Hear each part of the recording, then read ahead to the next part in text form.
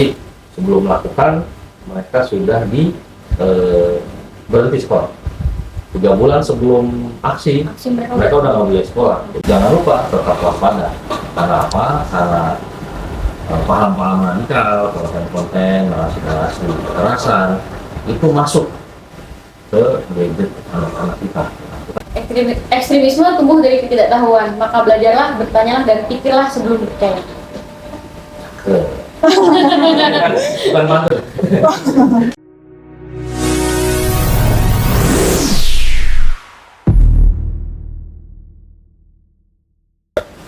Selamat siang Sobat Humas Polri, kembali lagi bersama kami, saya Ibda Aurelita.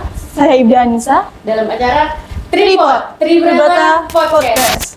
Nah, pada episode kali ini kita sangat spesial banget. Pada hari ini kita akan membahas tentang tema jejak anak dan remaja soal ekstremisme kekerasan dari radikalisasi dini hingga digital recruitment.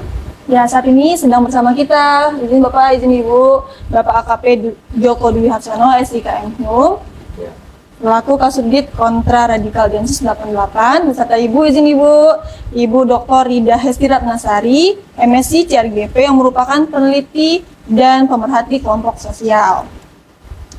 Bagaimana ya Ibu, Bapak, hari ini apa kabarnya? Luar biasa. Alhamdulillah luar biasa ya, sehat selalu tentunya. Mungkin untuk sesi pertama kita langsung saja ke pembahasan. Untuk pertama kali Bapak mungkin boleh nih dijelasin apa sih fungsi terus peran dari Densus 88 ke masyarakat. Oke, saya jelasin. Jadi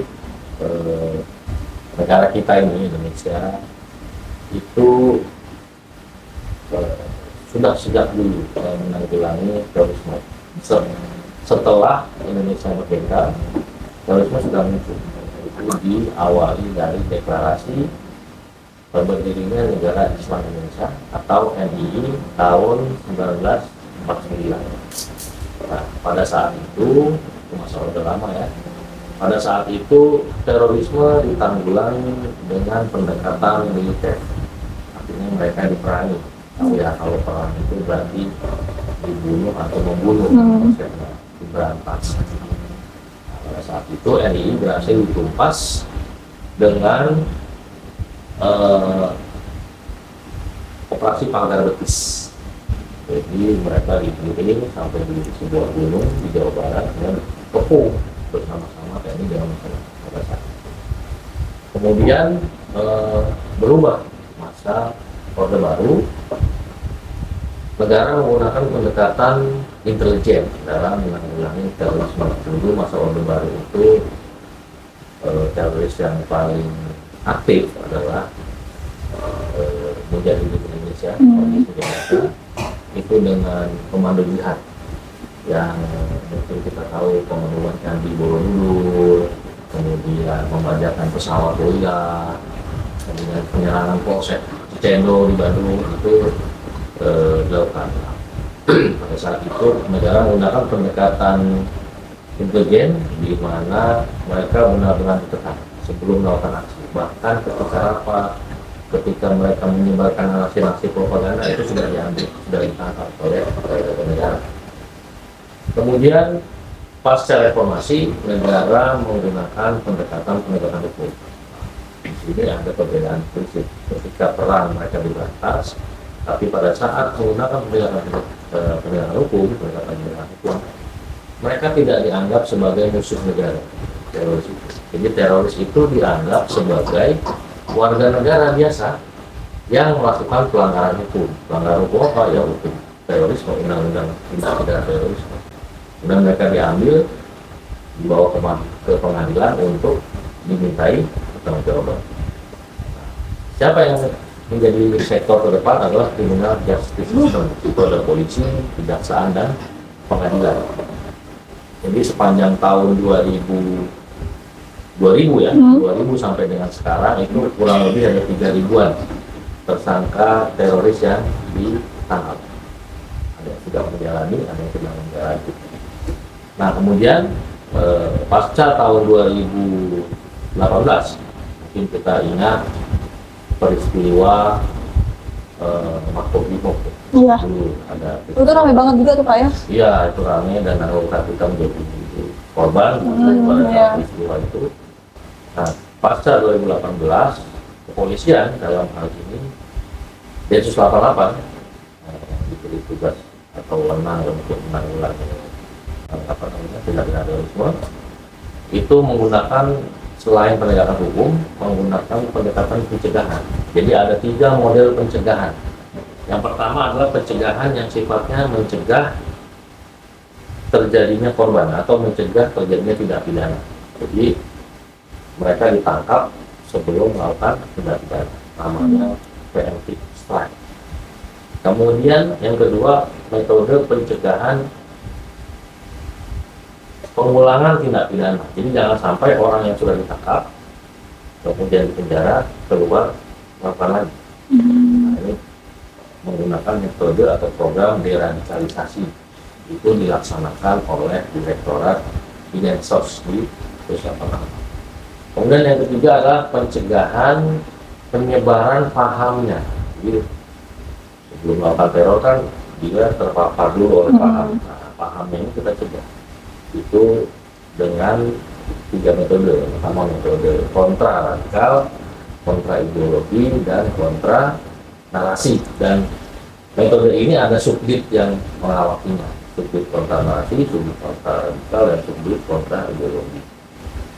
Nah, itu jadi kira-kira seperti itu peran Densus. Kemudian untuk subdit kontra radikal, apa kegiatannya? Kontra radikal itu memetakan, kemudian melakukan penggalangan, memetakan bagaimana kerawanan, bagaimana penyebaran, kemudian bagaimana peluang-peluang yang bisa digunakan, kemudian mereka melakukan penggalangan ke faktor-faktor atau peluang-peluang yang bisa digunakan. Kemudian kontra ideologi melakukan sosialisasi masyarakat ke wilayah sekolah, kampus, kemudian masyarakat umum, kemudian lingkungan keagamaan.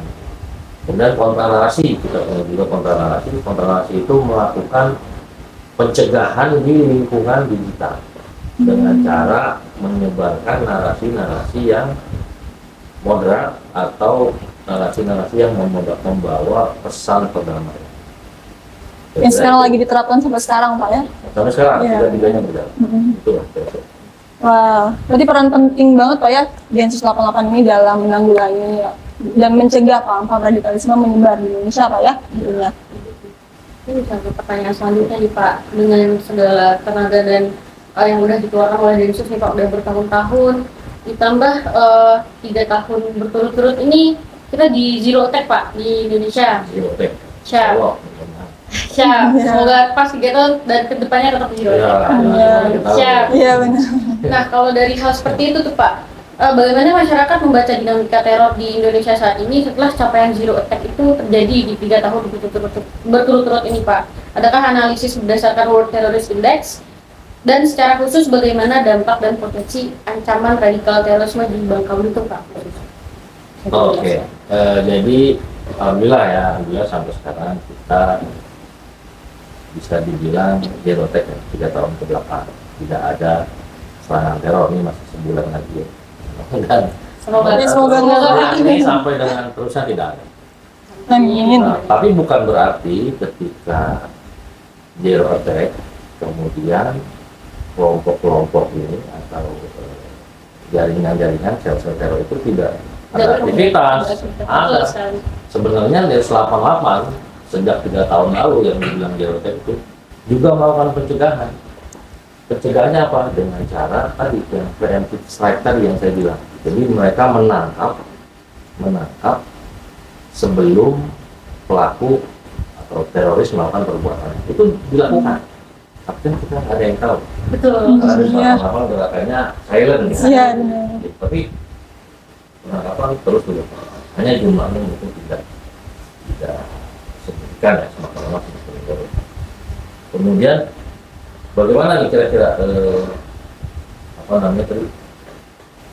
dampaknya atau Iya, dampak Iya. di Bangka Belitung Pak. di Bangka Belitung. Nah, di Bangka Belitung ini sampai sekarang kondusif, tapi tren terakhir dilakukan penangkapan terhadap seorang anak yang terpapar paham radikal, bahkan sudah menjurus ke arah terorisme dan sudah akan melakukan. Alhamdulillah Densus 88 bisa mengungkap, bisa mengamankan dan dilakukan pembinaan sampai dengan sekarang bekerjasama dengan semua stakeholder untuk mengembalikan anak itu dari radikal menjadi kembali ke masyarakat. Jadi namanya reintegrasi. Apakah ada Pak metode yang digunakan untuk mengidentifikasi apakah seseorang ini sudah terpapar atau tidak, Pak? Itu apakah ada cara kita untuk mengidentifikasinya, Pak? Oh, lebih ke Ibu ya, Pak. Boleh Bu, mungkin bisa dijawab mungkin metode untuk identifikasi individu yang mungkin sudah mulai terpapar. Iya. Iya, mengingat kemarin sudah ada kejadian ini SMA 72. Iya, Pak, ya, benar. mungkin itu bisa menjadi pematik bagi anak-anak yang lain atau bagaimana, mungkin bisa dijelaskan Ibu. Iya. Ada dua hal karakteristiknya, karakteristik anak dan remajanya dan karakteristik paham yang sedang mereka anut, mereka yakini, mereka ikuti ya. Yang pertama, ciri anak dan remaja yang terpapar. Biasanya mereka cenderung tertutup, tidak berbaur dengan anak-anak lainnya, tertutup dalam hal tidak berbaur ya, dan tidak banyak bercerita ya. Yang kedua, mereka tidak mengekspresikan luka pengalamannya, luka pengasuhan mungkin di rumahnya. Mereka tidak leluasa untuk mengekspresikan semua hal yang mengecewakannya, gitu ya. Yang ketiga, anak-anak ini mengalami berjarak dengan yang seharusnya dia attach atau memiliki kelekatan. Ya, seharusnya anak-anak dan remaja itu memiliki attachment dengan parent, orang tua, kakak, adik, om, tante, ya, keluarga dan lingkungan di sekitarnya, tetapi dia berjarak, dia menarik diri. Nah, jarak ini yang kemudian diisi oleh teman-teman di ruang digitalnya, gitu. Nah, di ruang digital dia menemukan keseruan. Nah, tadi kan orangnya, sekarang pahamnya, gitu ya. Nah, ruang digital itu memberi mereka harapan, hope, di mana harapan tadi tidak diberikan oleh orang-orang dewasa dan teman sebaya di ruang fisik. Nah, maka saat itulah masuk kelompok-kelompok ekstremis radikal yang mengarah pada kekerasan, mengajak mereka, gitu, mengajak mereka, memberi ruang untuk mereka berekspresi, membuat kenyamanan dan keseruan bersama, diantaranya melalui game online kan? Iya, benar. Nah, keseruan itulah yang menjawab keresahan mereka. Semua kekecewaan, galau itu Dicurahkan melalui dicurahkan. digital, Bu ya, benar. Dan keseruan itu dilakukan bersama-sama. Nah, teman-teman digital itu tidak lagi dibatasi oleh teritori. Apakah seorang anak dan remaja di Bangka Belitung hanya berteman dengan anak-anak Bangka Belitung? Kan tidak. Nah, Seluruh dunia ya, Ibu. seluruh dunia. Sehingga karena borderless, maka segala macam pengaruh termasuk paham yang tadi mengajarkan solusi instan untuk memenuhi semua kekecewaan mereka di ruang fisik. Ya, lalu yang kedua cirinya adalah selalu mengajak untuk membenci sesuatu, membenci seseorang, baik itu otoritas di sekitarnya atau bahkan membenci orang tuanya yang tidak memenuhi harapan-harapan mereka, membenci aparat, membenci semua yang menurut dia tidak bisa memenuhi apa yang mereka butuhkan dan mereka inginkan di usia anak dan remaja ini. Ini pahamnya mengajak pada kebencian. Yang ketiga, ciri paham tersebut adalah mereka mengajak eksklusif, gitu ya. Jadi paham ini ditutup pada sekelompok orang atau komunitas dengan rasa yang sama, sehingga mereka bisa jadi tidak terbuka kepada orang tuanya yang seharusnya mereka mengkonfirmasi ketika mendapatkan paham yang baru saja mereka dapat. Harusnya mereka konfirmasi kepada orang-orang terpercaya di ruang fisik ya. Iya. Seandainya orang tuanya masih memberi ruang untuk dipercaya oleh anak dan remaja, anak-anak ini, remaja ini akan mengkonfirmasi kepada orang tuanya. Ibu, tadi aku diajarin ini, menurut ibu gimana? Aku ikut ini, aku diajak ini. Semua hal akan dikonfirmasi kepada orang-orang yang dipercaya. Tetapi karena di ruang fisik, di ruang nyata tidak mendapatkannya, maka di dalam ruang digital itulah hadir orang dewasa, orang yang lebih kakak, yang kemudian memberikan harapan bagi mereka. Nah, paham tersebut yang kemudian mengarah pada ekstremisme kekerasan yang menjanjikan kepada mereka jika mereka melakukan tindakan demikian dan demikian, mereka akan merasa rasa berharganya itu dapat. Rasa berharga. Validasi mungkin ya, Bu, Validasi. validasi oleh orang-orang di ruang digital. Ya, misalnya pada kejadian SMA di Jakarta itu, ketika ada keterampilan merakit bom, anak dan remaja ini memiliki kebisaan yang anak lain tidak bisa. Saat itulah ruang eksistensinya itu dia peroleh. Gue nih, Iya. nah, Bisa nih saya. Sementara anak-anak lain kan tidak punya keterampilan itu. Nah, ruang ini yang kemudian dipelihara oleh seseorang atau sekelompok orang yang kemudian membuat mereka nyaman dan terus-menerus berada di sana. Ya, baik. Nah, ini kebetulan pertanyaan selanjutnya nyambung juga nih dari penjelasan dari Ibu untuk ke pihak Densus nih, Pak. Ya. Nah, semakin maraknya kan sekarang perkembangan teknologi digital sekarang yang sangat luar biasa masih berkembangnya gitu, Pak. Ada nggak bagaimana pola radikalisasi dini yang ditemukan oleh Densus dicegah dan apakah terdapat perubahan signifikan, Pak? Mengingat sekarang dunia digital yang semakin berkembang, apakah pola radikalisasi dininya itu semakin tinggi atau bagaimana, Pak, di dunia digital? Jadi sebenarnya radikalisasi anak ya. Istilah baru mungkin radikalisasi dini atau mungkin kita bisa terjemahkan radikalisasi terhadap anak gitu ya. Itu sebenarnya sudah bukan cuma sekarang, sejak dulu sudah ada gitu.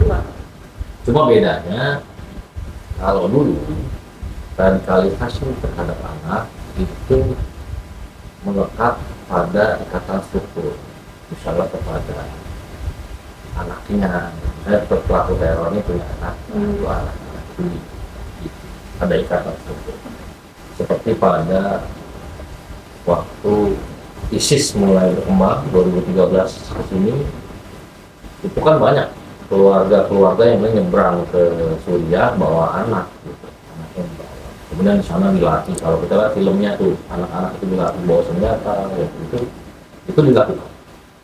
Kemudian kalau masih ingat juga bom Surabaya tahun 2018, itu anak-anak dijadikan sebagai bunuh diri kan. Dia bawa bom masuk ke gereja, meledakkan diri tanpa merasa takut, tanpa merasa bersalah, nggak ada keraguan sedikit pun mereka melakukan bom itu. Tapi pada saat itu mereka didoktrin oleh orang-orang terdekat secara fisik dan ada ikatan struktur di situ. Jadi sebelum melakukan mereka sudah berhenti sekolah. 3 bulan sebelum aksi mereka udah nggak boleh sekolah. Jadi doktrin makin intensif di situ, makin setiap hari bertambah. Iya, sehingga mereka yakin tidak ada keraguan, happy, bahagia gitu, mereka melakukan. Nah perbedaannya sekarang radikalisasi itu tidak terikat pada struktur, tapi terikat pada ikatan ideologis atau ikatan pemikiran atau ikatan pemahaman. Jadi ideologi disebar ke dunia maya, ke internet, kemudian melalui platform-platform yang seru gitu, yang asik seperti game atau platform-platform seperti TikTok gitu ya. Iya, media sosial juga ya. Media sosial yang menawarkan video 30 detikan itu. Iya. Asik kan itu. Kita kan kalau scroll TikTok tuh kan nggak terasa, tahu-tahu sejam. Iya benar, Pak. Nah, itu disebar di situ. Jadi siapapun kemudian yang terpaut atau ketagihan atau terlalu sering menghabiskan waktu untuk hal-hal itu, game atau TikTok atau IG gitu, kemungkinan besar akan ketemu nih sama paham yang disebar tadi. dari sekian banyak yang bertemu bisa saja beberapa orang yang ikut, Iya. jadi beberapa orang yang terpengaruh. Lagi anak tuh lebih cenderung meniru juga Pak ya, apa yang Iya. mereka lihat.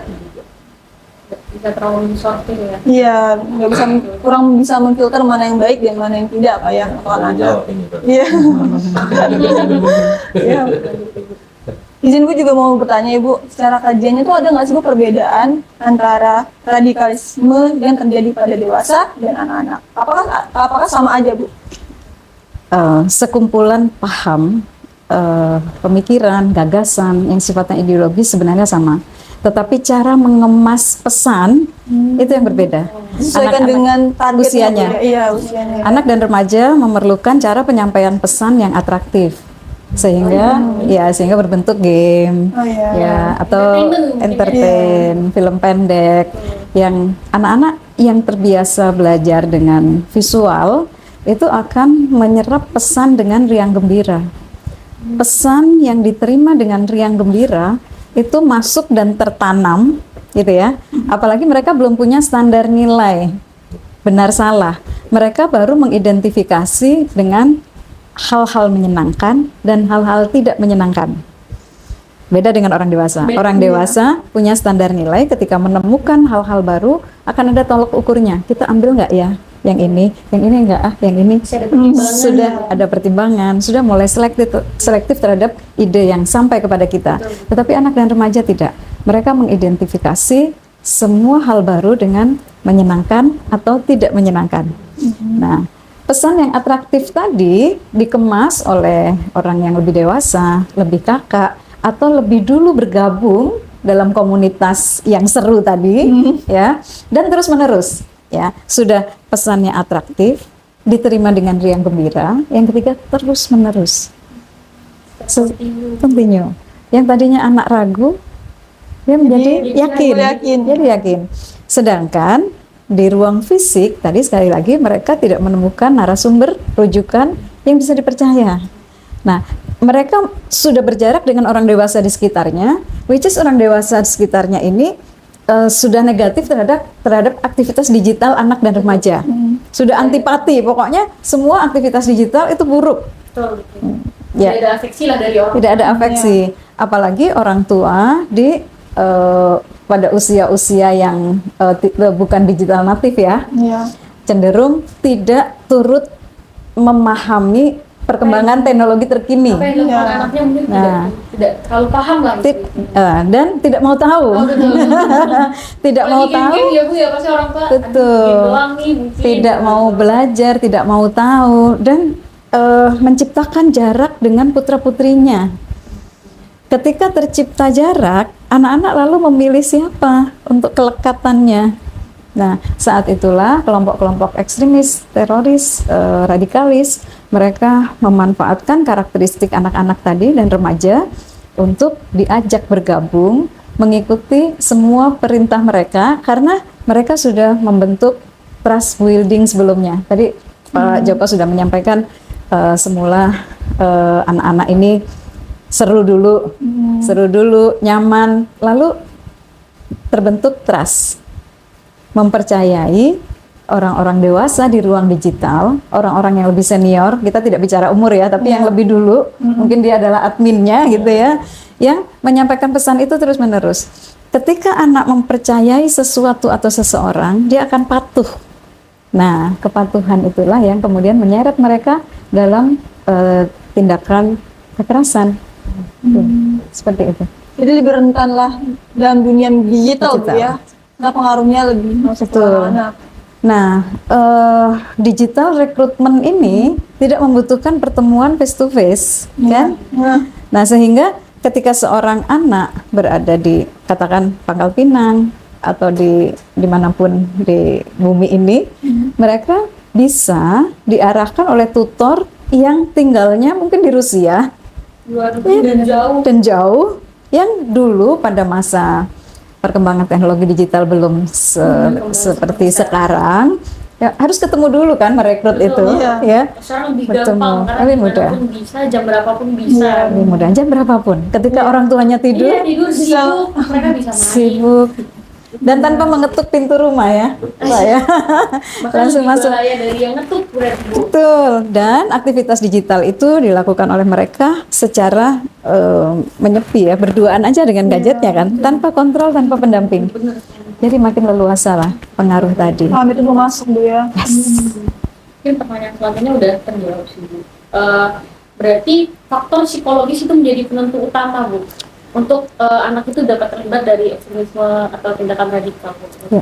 Kondisi Atau ada faktor lainnya Bu selain psikologis. ada banyak faktor yang tidak tunggal, dan anak-anak dan remaja itu tidak tinggal di ruang hampa.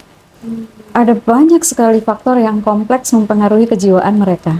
Mungkin saja mereka terdidik baik di rumahnya, tetapi di sekolah mereka lalu terkategori menjadi anak-anak yang dianggap tidak pandai atau dipermalukan oleh gurunya, disuruh maju ketika gurunya tahu anak ini bakal nggak bisa. Ada anak-anak yang saat itu mengalami luka pengalaman, Merasa terisolasi juga Bu ya kadangnya. kadang terisolasi, dipermalukan depan temannya, disuruh maju mengerjakan matematika dan dia tidak bisa.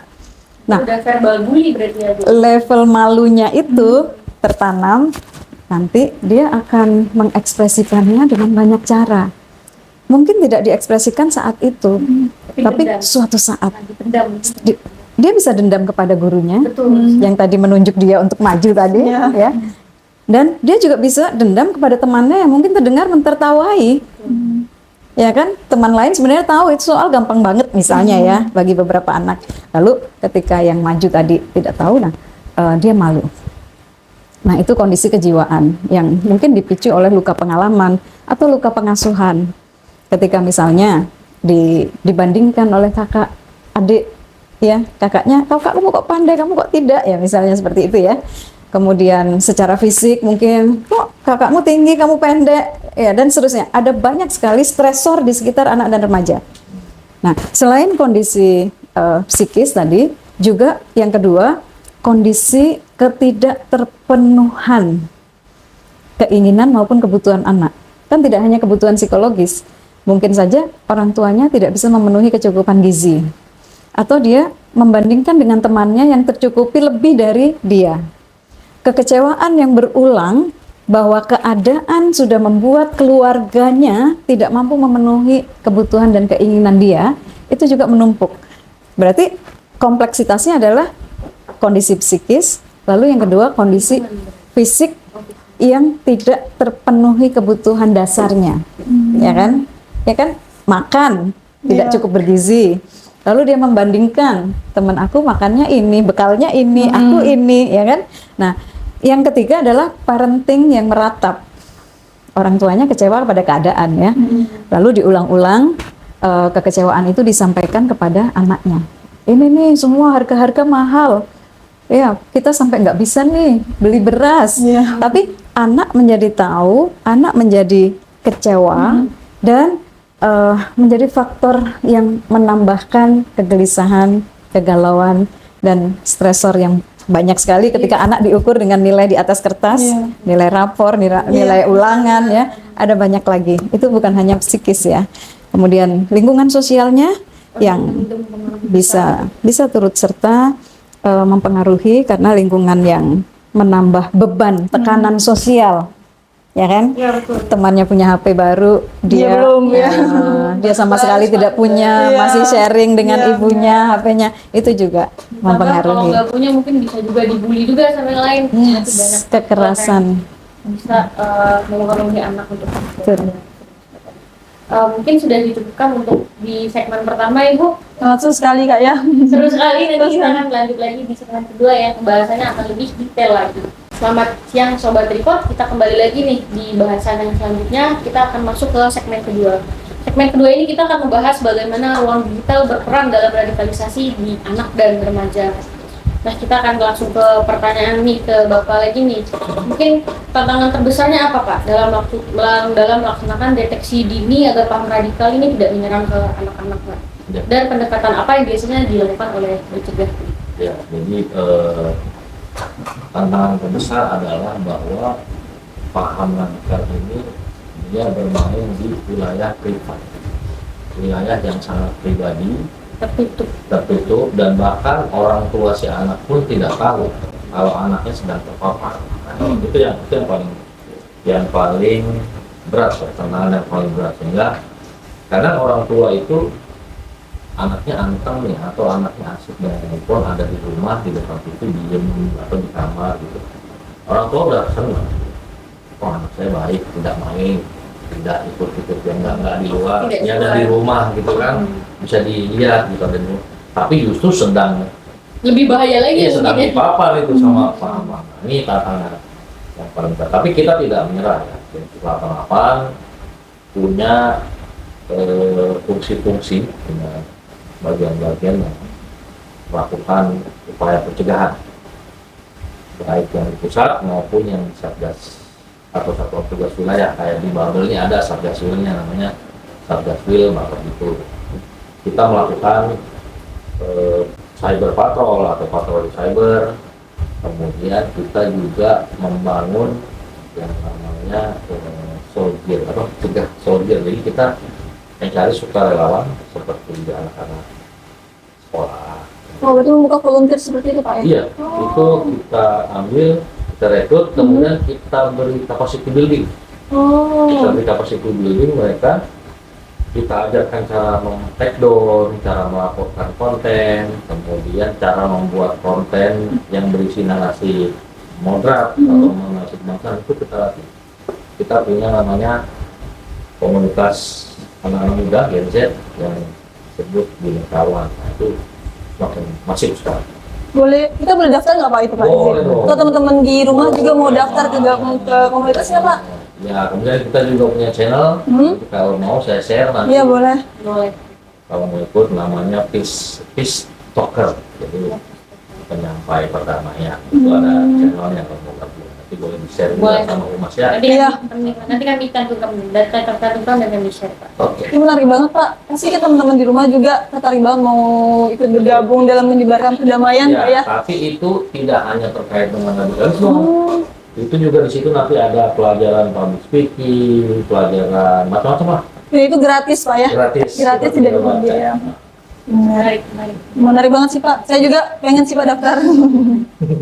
Itu dulu. Tunggu. Saya mau tanya sih Pak, apakah dari di pencegahan ini ada khusus untuk memetakan wilayah-wilayah yang rawan dan tidak Pak? Lalu apakah juga melibatkan tokoh-tokoh agama dan tokoh masyarakat? Karena kan kadang beberapa daerah tuh masyarakatnya lebih percaya, Sama tokoh-tokoh. iya sama tokoh masyarakatnya, Ya, gitu. itu pasti ya. Nah, ada tadi saya sampaikan di awal bahwa ada tugas atau fungsi pemetaan. Pemetaan itu dipegang oleh subjek kontra radikal. Nah, saya subjeknya. Kita melakukan pemetaan tentang kerawanan, penyebaran, ideologi, kemudian peluang-peluang itu kita petakan. Kemudian setelah itu kita melakukan penggalangan, kita rangkul, kita dekati, kita jadikan mitra kita untuk membantu tugas-tugas kita. Contohnya siapa? Contohnya ya tadi Binekawan. Kemudian beliau juga mitra-mitra kita para akademisi yang punya keilmuan yang kita tidak tahu. Beliau mungkin dengan metodologi keilmuannya beliau bisa lebih menjelaskan daripada kita aja untuk bergabung. Itu aja. Tokoh-tokoh agama, tokoh masyarakat semua. Jadi semua stakeholder bergabung bersatu Pak ya untuk Betul. Karena polisi pasti terbatas. Iya. Polisi pasti perlu kerjasama. Bisa kita lanjut ke Ibu nih, ini Ya. lebih menarik lagi nih Bu. Bagaimana sebuah paham atau ideologi bekerja pada remaja sehingga mereka menjadi rentan terhadap infiltrasi, terutama dalam ekosistem digital ini Bu. Mungkin bisa juga diberikan contoh ideologi apa yang sekarang sedang berkembang gitu. Iya. Suatu paham apapun, pesan apapun itu bekerja pada anak dengan cara membuat anak-anak memilih suatu aktivitas yang menyenangkan, memilih membenarkan pesan yang sampai pada mereka. Masih ingat nggak kalau Dora nyanyi, hujan-hujan pergilah, datanglah lain hari. Kan hujannya berhenti bener kan? Iya. Bagaimana kita mengajarkan mereka bahwa yang memberhentikan hujan itu Tuhan, bukan Dora. Contoh ya, contoh nih. Nah, Dan banyak lagi pesan kekerasan dari Tom and Jerry, pesan pemimpi, mau juara 1 nggak perlu belajar, itu Doraemon. cukup panggil kucing ajaibnya kan. Nah, ada banyak pesan yang berulang dan itu disampaikan dengan cara yang menyenangkan, penuh kesan. Ya, itu ideologi juga bekerja seperti itu. Jadi dikemas dengan atraktif, yang kemudian mempengaruhi anak-anak untuk menerimanya, mengadopsinya, dan menirunya. Itu ya, menirunya dengan senang hati. Bandingkan dengan pesan nenek-nenek. Ayo belajar, mau jadi apa nanti? Cara nenek menyampaikan pesan tidak menyenangkan. dibanding cara Dora menyanyi dan sebagainya. Nah, itu bekerjanya demikian. Contohnya misalnya saat ini ideologi yang sedang berkembang, ideologi yang disampaikan melalui ruang digital, diantaranya adalah ideologi yang juga sedang mencari kaderisasi melalui ruang digital, diantaranya adalah ideologi Hizbut Tahrir ya, yang diusung oleh kelompok yang sebenarnya sudah dicabut badan hukumnya tahun 2017. Tetapi mereka kemudian menyasar kaderisasinya di ruang digital. Yang disasar sebenarnya mereka-mereka yang berpotensi untuk dijadikan estafet kaderisasi, yaitu digital recruitment itu ya. Nah, paham ini punya cara untuk mengemas pesannya tadi melalui film pendek, kemudian juga melalui nyanyian ya, dan semuanya membuat anak-anak larut pada keasikan dan keseruannya tadi, ya kan? Nggak cuma anak-anak, tetapi juga remaja dan orang dewasa awal. Karena kelompok inilah yang bisa diharapkan untuk terus melanjutkan estafet mengusung ideologi tersebut. Karena ideolognya kan menua, sudah menua, nah, mereka memerlukan kader-kader baru. Nah, itu yang terjadi. Nah, kemudian ideologi ini dengan ciri-cirinya diantaranya adalah selalu menyalahkan sistem tatanan yang sedang eksis. Yang kedua, menyalahkan kebijakan pemerintah, pihak otoritas. Apapun masalahnya, yang salah pemerintah. Betul. Ya, terutama aparat nih, Pak Polisi. Jadi semua hal harus diselesaikan dengan perubahan totalitas. Bukan mewarnai NKRI dengan warna-warna baik dan solutif, tetapi berusaha meruntuhkan NKRI dan menggantinya dengan negara baru. Dan negara baru yang mereka perjuangkan itu adalah sebuah global state. Maka ruang digital inilah yang menguntungkan mereka karena borderless kan? Jadi, global. Tidak lagi menurut mereka tidak terbatas teritori dan mereka juga menolak negara bangsa. Maka NKRI oleh ideologi ini harus diruntuhkan. Karena NKRI selain dia adalah nation state, dia juga berbentuk republik. Sementara ideologi ini tidak menghendaki negara yang bentuknya republik. Harus berbentuk khilafah sistem pemerintahannya. Nah, ini yang kemudian dikemas pesannya dengan cara yang menyenangkan anak-anak. Anak-anak mengenali khilafah sebagai suatu sosok yang memberi harapan. Kalau mereka saat ini kecewa dengan keadaan, solusinya adalah negara yang baru ini, semua akan terselesaikan. Kemudian nanti akan ada kemuliaan, ya, di dunia menyenangkan, di akhirat dia mulia gitu. Nah, harapan-harapan baru yang dijanjikan dikemas dalam pesan yang atraktif itu kemudian masuk ya, cara kerjanya begitu tuh. Lalu menumbuhkan patron klien di mana anak dan remaja ini mempercayai satu-satunya patron di ruang digital, kakaknya, kakak asuh ya, kakak asuh tapi di ruang digital. Sementara tantangan besar kalau tadi Pak Joko menyampaikan di ruang privat loh, berarti kan tantangan besar kita adalah membentuk kapasitas parent di ruang privat agar orang tua dan orang dewasa di sekitar anak-anak itu memiliki kapasitas membuat anak-anak mempunyai digital literasi yang bagus. Nah, apakah itu dilakukan oleh para orang tua? Kalau berharap Densus, bisakah Densus masuk ke ruang-ruang privat? Ya kan? Nah, itu dia. Sehingga tantangan kita bersama sebenarnya adalah membentuk kapasitas literasi digital sehingga anak dan remaja tahu batas penggunaan.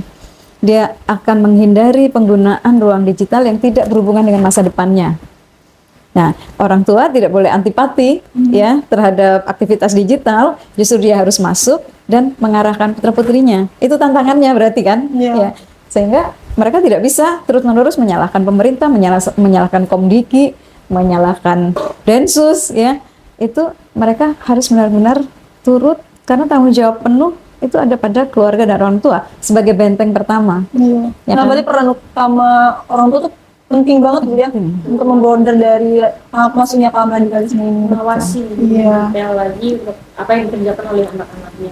Pertama mengawasi, yang kedua menjadi rujukan pertama dan utama Tempat aman lah, tempat aman, tempat Iya. nyaman. ketika anak-anak mendapat hal baru, dia mengkonfirmasi kepada ibunya. Kalau dia masih percaya ibunya. Kalau dia mendapati ibunya yang nggak tahu apa-apa, nggak mau tahu dan tidak mau belajar, dia kehilangan tempat bertanya. Nah, ini anak-anak ini lalu kemudian menyimpulkan, berdialog dengan dirinya sendiri dan menerima ideologi itu dengan mentah-mentah, taken for granted gitu ya. Semua dia ambil tanpa mengkonfirmasi orang dewasa. Nah, itu yang berbahaya. Berarti selalu Menyalahkan pemerintah, kemudian membenci demokrasi, mengharamkan nasionalisme, ya kan? Karena demokrasi itu sistem kufur. Ya itu nanti dikemaslah dengan pesan-pesan dan gambar-gambar yang begitu lihat, oh iya, orang dewasa aja langsung membenarkan, gitu ya. Misalnya Muslim kuat tanpa sekat. Ini kayaknya pesannya bagus kan? Gambarnya juga sekat itu adalah penjara gitu. Padahal yang dia maksud adalah Muslim kuat tanpa sekat negara bangsa. Nggak boleh NKRI, nggak boleh negara Brunei Darussalam, negara Malaysia, nggak boleh. Semua bersatu dalam satu negara global state. Jadi pesannya asik kan? Dengan gambar yang menyenangkan dan catching Bu ya. catching, mudah diserap. Nah, orang dewasa saja bisa terpengaruh dengan pesan-pesan yang atraktif, apalagi anak-anak. Seperti itu. sering tuh di medsos tuh komen-komennya nyalain pemerintah, terus Iya. jangan-jangan kelompok itu juga. Nah, itu dia. Iya. Dan mereka berusaha untuk memutus kepercayaan rakyat kepada pemerintahnya. Anak-anak ini juga diajak untuk turut kecewa, turut meratap, dan menyalahkan. Nah, parenting meratap, itu kita tahu ya, membuat anak-anak hopeless, lalu mereka menerimalah janji-janji dari kelompok ekstrim radikal yang mengajak mereka untuk mendapatkan suatu harapan. Walaupun nanti itu PHP, harapannya palsu ya kan? Ditambah juga mungkin ada anak-anak yang tidak se-privilege itu, ini kebijakan-kebijakan pemerintah yang tidak pro ke mereka, semakinlah tumbuh benci itu mungkin dengan narasi-narasi tersebut. Betul. Apalagi tidak semua orang tua bisa mengkomunikasikan kebijakan pemerintah sebagai bentuk kasih sayang. Misalnya nanti ada TKA ya, tes kemampuan akademik, tidak ada UN tapi ada TKA gitu ya. Nah ini kan sepertinya anak jadi ada beban, dia harus belajar lebih keras untuk mengikuti TKA gitu. Yang dia tangkap pemerintah itu ngebebanin aku gitu kan sebenarnya.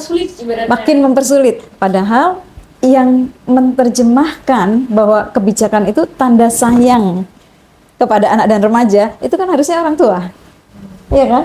Sosialisasi kepada anak bahwa kita disayang, sehingga kalau ada TKA nggak semua anak itu bisa menikmati pilihan-pilihan sekolah yang menyenangkan gitu ya. Nah itu tugas orang tua, guru, ya orang dewasa dan tokoh-tokoh di sekitar anak-anak tadi semuanya bertanggung jawab.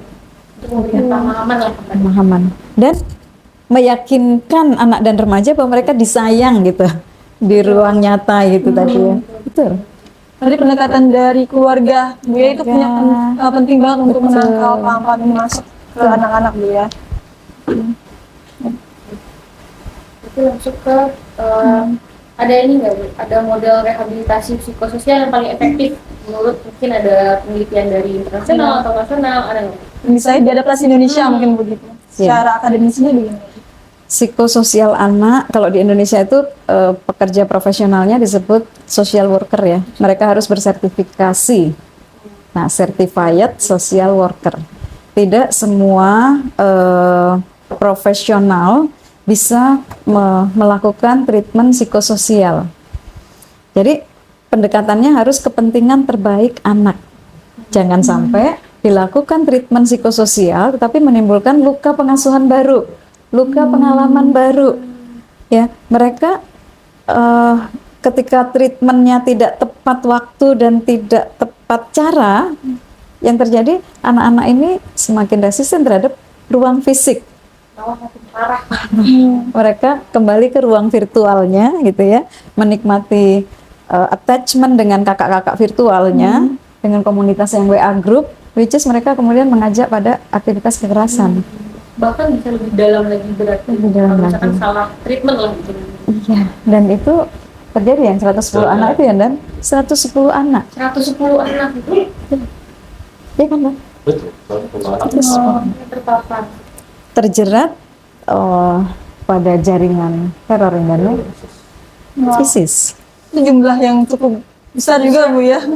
Jadi PR kita bersama Pak ya untuk membantu menanggulangi paham-paham ini masuk. Dan itu yang kelihatan. Iya, iya. Belum benar. lagi yang tidak Belum lagi kelihatan, yang tidak- ruang private tadi ya Bu ya. Betul. Dan 110 bukan cuma jumlah, satu saja anak yang siap melakukan aksi teror, dia bisa mengorbankan ribuan orang. Betul sekali. Dia meledakkan. Yang terkena ledakan 1000 misal. Lalu fasilitas gedung-gedung yang harus rusak, aktivitas ekonomi yang berhari-hari tidak bisa recover, itu satu saja. Itu sudah berbahaya, apalagi 110 ya, Nan? Awareness yang penting. Mungkin sudah kita cukupkan untuk di segmen kedua Ibu. Kita akan kembali di segmen kedua. Kalau Sobat Report, kembali lagi kita di segmen ketiga. Kali ini izin Bu Bapak, kita akan diskusi lebih lanjut mengenai bagaimana masuknya pembahasan dari peran keluarga, institusi pendidikan, dan media. Mungkin bisa kita langsung bertanya nih kepada Bapak. Kalau dari sudut pandang pencegahan nih, langkah paling realistis apa yang bisa dilakukan oleh keluarga atau masyarakat ketika melihat udah ada nih tanda awal-awal mungkin sudah ada keterlibatan entah itu yang radikalisme dan sedang terjadi. Jadi kalau yang paling nyata adalah segera bertindak ya, segera kembalikan kepedulian kita terhadap kebiasaan anak yang habiskan waktunya dengan gadget. Jadi tidak perlu menunggu kira-kira sudah ada tanda-tandanya, kan kita nggak tahu tanda-tandanya seperti apa kan gitu kan. Jadi baik dari awal segera ambil alih kendali terhadap anak-anak gitu. Jangan sampai gitu kalau kita tidak ambil kendali, maksudnya sebagai orang dewasa di lingkungannya yang seperti sampaikan kita, mereka akan diambil alih oleh orang dewasa yang ada di lingkungan kita gitu. Jadi segera saja, tidak perlu menunggu.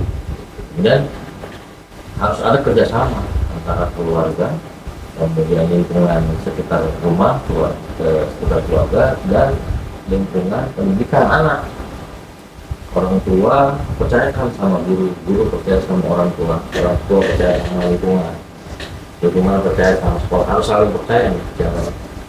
Jangan orang tua sudah tidak mampu, sudah kurang bisa memberikan pembinaan terhadap anak, ketika anak di sekolah dibina oleh guru, orang tua tidak percaya, sehingga banyak terjadi peristiwa orang gurunya dengan orang tuanya konflik karena anaknya katanya Dibina secara salah ya, orang tuanya itulah. gitu. Karena kan hal-hal seperti itu kan sebenarnya bisa dibicarakan, Betul. tidak perlu harus dengan penyelesaian yang terlalu rumit gitu sebenarnya. Ini harus dibangun. Jadi nomor satu adalah kepedulian, nomor kedua adalah kerjasama, itu harus dikembangkan. Lalu izin Ibu, bagaimana Bu media seharusnya memberitakan keterlibatan anak agar tidak memicu imitasi atau glorifikasi itu sendiri Bu? Media itu juga harus berfungsi edukasi. Ini fungsi terpentingnya kalau Jangan bagi cuma anak dan entertain aja, Bu, remaja, ya. betul. Tetapi fungsi edukasi ini juga tidak bisa dilakukan sendirian kan, kolaborasi pentahelixnya gitu Iya, ya. benar. Bagaimana media bisa memproduksi konten yang tepat bagi anak-anak dan edukatif, dan jangan lupa untuk berbasis kepentingan terbaik anak. Misalnya confidentiality. Jangan sampai pemberitaan media justru mengungkap anak yang tadi 1 dari 110 disebutkan namanya, disebutkan pula sekolahnya di sini, disebutkan alamat rumahnya. Apa yang terjadi? Masa depan anak-anak tadi itu bisa runyam gitu ya, karena dia kehilangan kepercayaan lingkungannya. Dia bisa tumbuh psikopatologi sosialnya ya. Dia tumbuh dendam dan merusak lingkungan karena lingkungan mengucilkan dia. Hati-hati dia terpapar terorisme, nanti kita dibom. Teman-temannya akan menjauh gitu. Nah, jadi bijaknya media memberitakan. Harus bersifat edukatif tentu saja. Kemudian yang kedua, bahwa ekstremisme kekerasan harus dipaparkan oleh media tentang bahayanya. Baik bahaya bagi persatuan kesatuan bangsa, bahaya bagi rusaknya keluarga, keselamatan lingkungan, keselamatan dan keamanan seluruh masyarakat di NKRI ini. Nah, itu yang seharusnya diangkat. Kemudian agar mereka, anak-anak dan remaja, terhindar dari glorifikasi kekerasan dan ekstremisme, media juga memberikan edukasi bahwa tindakan melakukan kekerasan itu merugikan masa depan anak dan remaja itu sendiri gitu ya, sehingga awareness, jadi media menularkan awarenessnya kepada keluarga, kepada orang tua, sehingga di masyarakat terjadi imunisasi, daya cegah, daya tangkal terhadap paham ekstremisme kekerasan, baik yang dipaparkan melalui ruang digital maupun ruang fisik, ya. Jadi tidak mengandalkan Densus tentunya ya, dan juga tetap memelihara aktivitas digital anak dan remaja, gitu ya. Memilihkan, jadi kan kalau medianya bisa macam-macam, konten bisa macam-macam, Ya, tetapi orang dewasa yang terpercaya dia membantu putra putrinya untuk memilih media mana yang bisa dipercaya, gitu ya. Dibiarkan secara bebas mengakses sendiri ya. Betul. Dan menonton sesuai umurnya Bu ya. Sesuai umurnya. Iya, sesuai umurnya. Betul. Baik, mungkin kita sudah di penghujung podcast kita pada hari ini. Mungkin berkenan kepada Bapak dan Ibu memberikan pesan-pesan langsung yang ingin disampaikan oleh Bapak dan Ibu kepada anak-anak remaja yang mungkin mendengarkan podcast kita pada hari ini. Udah masyarakat mungkin. Masyarakat Iya. secara umum mungkin. Ibu atau ibu? Bapak dulu. Tentunya sebagai anggota Polri, saya ingin menyampaikan bahwa situasi keamanan di Bangka Belitung ini saat ini dalam situasi yang kondusif, aman bagi masyarakat. Walaupun ada peristiwa penangkapan pembinaan terhadap anak di Bangka Belitung yang terbawa telepon, tapi situasi kondusif. Jadi masyarakat tidak perlu panik, masyarakat tenang, tetap melaksanakan aktivitas seperti biasa, tidak usah takut gitu ya. Itu bisa kendalikan dan anggota kita, baik anggota Polda, anggota Polres, Polsek, termasuk Satuan Tugas Wilayah Densus 88 yang ada di Bangka Belitung ini saat ini siang dan malam bekerja sama menjaga supaya situasi tetap kondusif, menjaga keselamatan masyarakat dari ancaman terorisme. Jadi tenang saja. Tapi kemudian walaupun situasi kondusif, jangan lupa tetap waspada. Karena apa? Karena paham-paham radikal, konten-konten, narasi-narasi kekerasan itu masuk ke gadget anak-anak kita. Kita harus waspada, peduli terhadap anak dan lakukan kerjasama dengan semua pihak untuk menjaga anak-anak. Soalnya kalau dari Ibu gimana Ibu? Ya, mari kita semua terus meningkatkan kapasitas diri, keorangtuaan, karena tantangannya di era digital itu tidak hanya kita membiarkan diri kita, orang tua, tidak tahu menau tentang teknologi digital, tetapi terus memperbaiki dan improve, meningkatkan kapasitas kita sebagai orang tua, ya, untuk semua orang tua di Bangka Belitung, agar bersungguh-sungguh menjadi orang tua yang menyenangkan untuk anak-anak, menyampaikan ekspresinya, gitu ya, sehingga bukan hanya orang tua biologis ya, orang tua di sekitar atau orang dewasa di sekitar anak-anak harus menjadi sosok-sosok terpercaya yang membuat anak-anak nyaman untuk merujuk atau menjadikan narasumber, gitu ya. Jadi tokoh masyarakatnya, tokoh agamanya juga berperan menjadi ayah bagi anak-anak di sekitarnya. Karena ini generasi fatherless, semoga di Bangka Belitung tidak banyak ya. Generasi fatherless di mana ayahnya pergi-pergi gitu. Ketika ayahnya pergi-pergi, nah maka menjadi ayah walaupun bukan ayah biologis untuk melindungi anak-anak di sekitarnya.